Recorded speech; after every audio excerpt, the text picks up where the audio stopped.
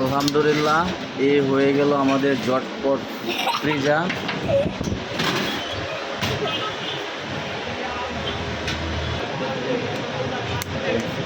ফ্রিজাগুলো এইভাবে থাকলে আপনার খাইতে খুব সুবিধা হয়, জানালা মতো এলোমেলো হয় না জিনিসটা। ধন্যবাদ সবাইকে, দাওয়াত রইল ফ্রিজা খাওয়ার জন্য।